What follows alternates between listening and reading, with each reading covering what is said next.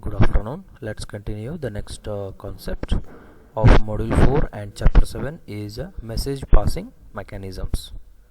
Okay. So here the concept is very simple. So you can expect simple questions from this. So what do you mean by message? Message means a data or an information. Okay. So whenever we want to send, whenever we have network, so whenever we have one processor P1 connected with another processor P2 using any of the communication protocol or a bus, so there exists possibility of sending packet of data or some content of data. So this content of information what a processor wanted to share is called as message. Okay, so it may be a number, alphabet or anything, but one thing sure is it will be in terms of digital zeros and ones. Okay, so this is what we see as a message. Okay, if we elaborate the contents of message, each message is made up of subcomponents called as packets. Okay, so message is ordered collection of fixed size packets. See here, packets are of fixed size. You can see it's of a fixed size, and it may each packet size minimum it should be 64 bits, maximum it can be 512 bits. But in one message, if we divide into packet should be same. Like if this is a 64, at last till this it should be 64. If we don't want to use 64, then we can divide a message into constant size called as a packet of 512 bits. Here up to this should be 512 bits. So that's what allowed thing about message and packets. Okay, so sorry, it should be size of a packet. Size of a packet can be 64 bit to 512 bits. Okay,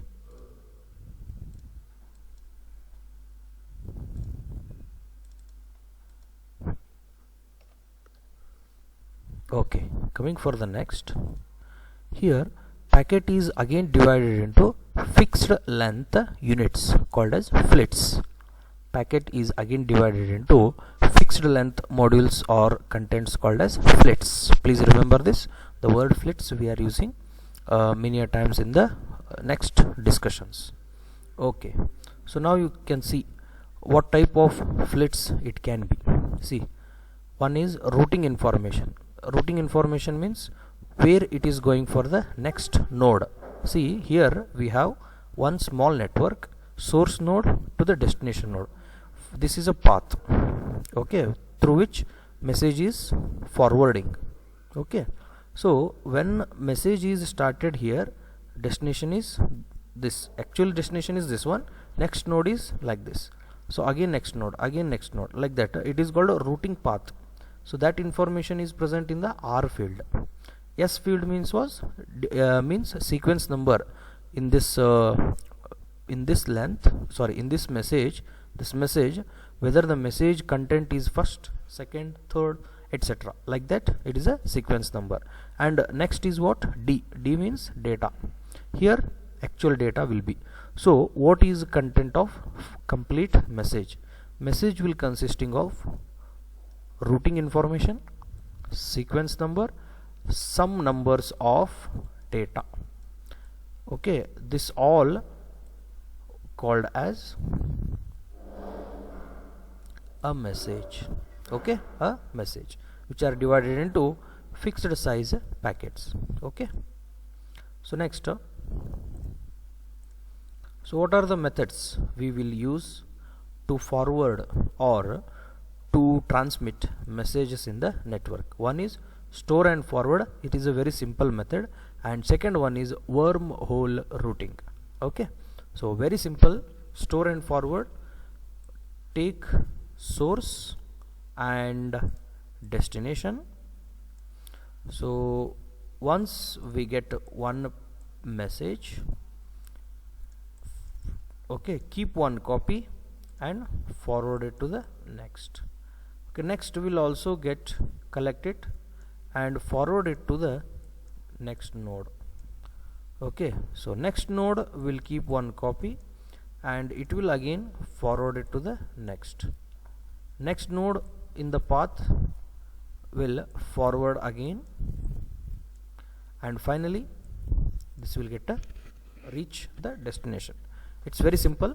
And one important thing is we are going to send or transmit a full packet. It is not like flits term or complete message. Actually complete message we are sending in the name of packets. Okay, for that we will take help of packet buffer. Please make this point very clear. It is a packet buffer. Store and forward, very simple policy. Keep one copy and forward it. This is what the algorithm is. Okay, so what is second algorithm? Wormhole routing. So wormhole routing is derived or little more smaller quantity routing. Instead of packets, flits are transmitted. Okay, actually it is advantage as well as disadvantage. Why flits? Because each data packet or each data is smaller than message. Message was this much big, flits are subcomponents of the message. Okay, so sending flits is easier compared to sending message, but one step extra is once you receive flits here, there is a work called as ordering. Okay, or keep it in a perfect order, otherwise message will be wrong encoded. Okay, so that is one work extra. Okay, now all packets of a message transmitted. All packets of a message transmitted. Second thing is only header flit. Okay, only header flit consists of destination. Rest all flits will consisting of sequence number or the data. So header field means what? I think here you can see header flit means routing information which is holding, that is called as header. Okay, so next so how and what is one more important observation? We are not using packet buffer, we are using flit buffer. So what is the difference between a packet buffer and flit buffer? It is very high in size, because what? Flits are smallest component of a message or a packet, whereas a packet is made up of collection of flits. So we can expect smaller size flit buffer compared with the packet buffer. Okay, okay, now we have asynchronous pipeline. So when we have to be very careful about this asynchronous pipeline is, see, we are, as I mentioned in we are sending flits in wormhole routing method. We are sending flits. So what happens between when we are sending a flits? First thing, there are the quantity of data is more, but a number of flits will be more than lesser when we compare with respect to less number of messages. Okay, so now what is important thing is whether as there is a sender and a receiver, or router, you can say. Okay, router means who will forward. Okay, so there exists a communication channel. See, you can see the channel here like this, double arrow mark. Okay, so the channel is present. Now what is the algorithm so that the router will get information from a sender, or S means sender, D means destination, or you can call it as a source and a destination. So what is the algorithm? Step number 1. Okay, make signal R bar A response and acknowledge. Okay, or you can call it as read and acknowledge also. first always keep a low. So low means what? Check whether D is ready to receive a flit or not. D means what? Destination. So now you are ready with the data. Already you are ready with data. Just you have to check. Checking by what? Making RA low. Okay. Next, after ready, now S is ready to send a flit. Okay, so next what happens? It is a J. Okay, so what happens? So he has to respond, yes, I am ready. So with what signal? He will make RA high. Will make RA signal high. Okay, so the RA signal is ready or request. Okay, ready or request. So what happens? RA is made high. That means what? Destination is ready to collect. Also S is ready to send. So now what happens? It is in a high. Please keep the same signal or request and response in a high position only, so that the source starts sending and also destination received. Destination is received. So once, then after that make a request and ready signal low, so that the earlier packet is successfully received, next packet starts. So after this, here you can expect this operation. It is a continuous like this.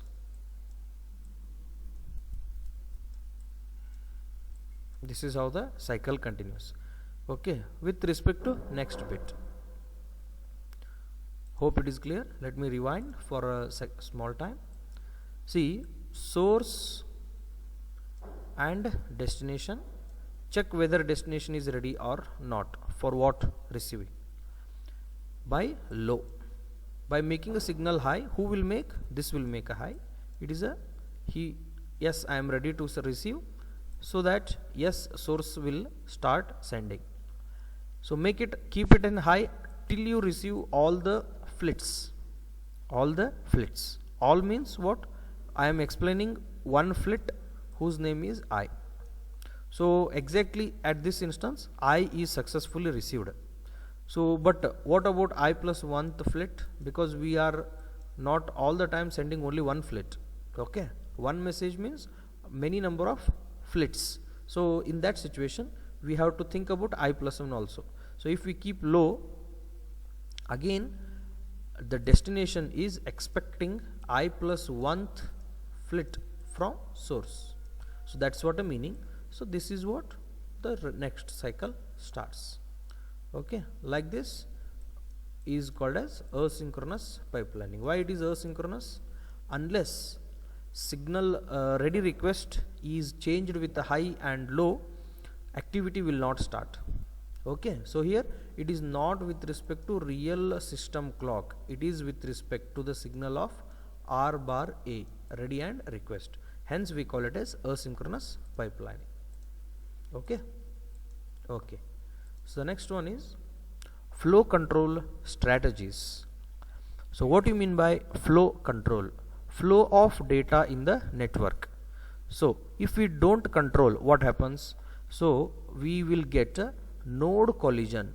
Node collision means it is just like one data packet. See here. So this is one network of 4 processors. There is one bus which connect each of them. Okay, let's see, this has sent one data packet, and second processor also has sent another packet. Okay, sorry, color is same. Okay, so now the second processor also has sent one packet.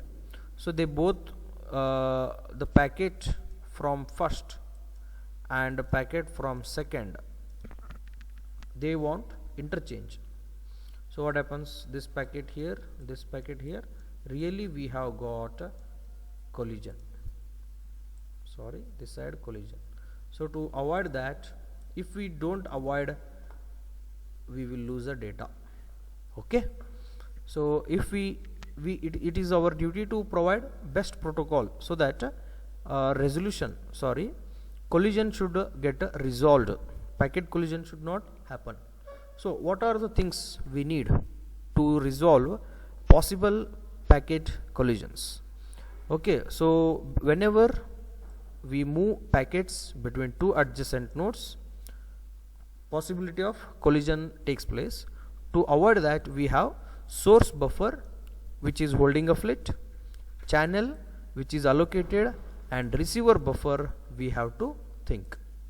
So how the work is very simple. Hope you all remember your school days, one of the chapter, means one of the moral story. See,